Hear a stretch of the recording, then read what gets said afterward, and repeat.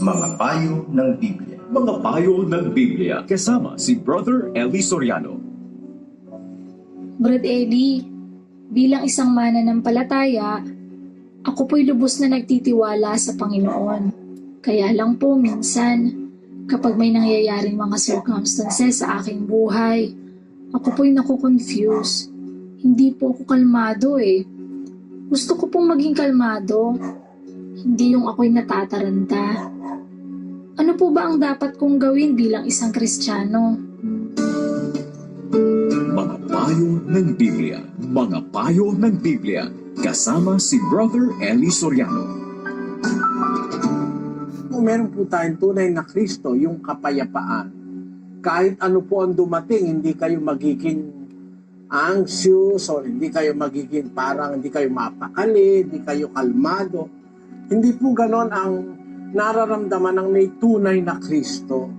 Let us read Romans chapter 5 verse 1 up to 5. Yaman nga ng mga inaaring ganap sa pananampalataya, mayroon tayong kapayapaan sa Diyos sa pamamagitan ng ating Panginoong Hesukristo. Sa pamamagitan din naman niya ay nagkaroon tayo ng ating pagpasok sa pamamagitan ng pananampalataya sa biyayang ito, na diyan ay nagsisilagi tayo, at nangagagalak tayo sa pag-asa ng kaluwalhatian ng Diyos. At hindi lamang gayon, kundi naman nangagagalak tayo sa ating mga kapighatian, na nalalamang ang kapighatian ay gumagawa ng katiyagaan. Pakita mo yan, kapatid.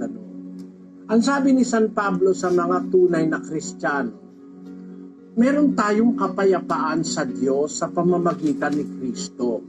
At sabi niya, sa pamamagitan ng pananampalataya, nagkaroon tayo ng pagpasok sa biyayang ito, dun sa kapayapaan. Nagkaroon tayo ng kapayapaan sa pamamagitan ng pananampalataya. Na diyan naman nagsisilagi tayo. At nagagalak tayo dahil sa pag-asa sa kaluwalhatian ng Diyos. Hindi lang gayon, kundi naman kahit nasa kapighatian, nagagalak pa rin tayo. Pagka merong kapuntunay na Kristo, kahit na usigin ka, mapighati ka, kung ano man ang dumating sa buhay mo, hindi ka parang natataranta o hindi ka kalmado.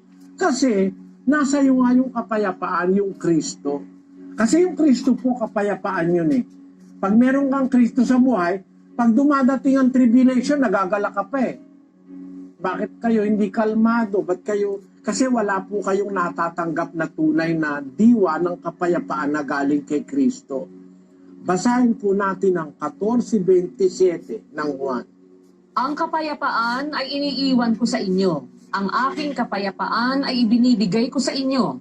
Hindi gaya ng ibinibigay ng sanglibutan ang ibinibigay ko sa inyo.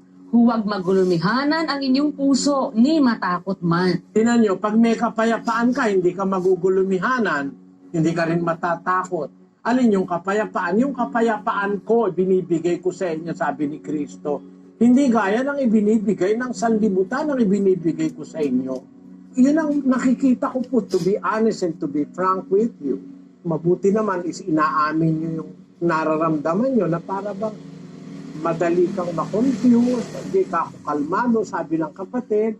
Gusto ko, kalmado ako sa buhay ko. Wala po kayong talagang nasa inyo na tunay na Kristo. Hindi naman po katakataka.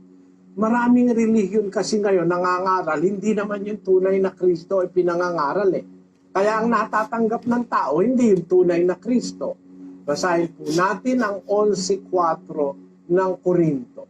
Sapagkat kung yaong paririto ay mangaral ng ibang Jesus na hindi namin ipinangaral, o kung kayo'y nagsisitanggap ng ibang espiritu na hindi ninyo tinanggap, o ibang ebanghelyo na hindi ninyo tinanggap, ay mabuting pagtiisan ninyo. Mabuti pa, wag mo nang tanggapin. Kung ang tatanggapin mo, hindi yung talagang Kristo, baka kung yung paparito, sabi ni Pablo, mangangaral ibang Jesus.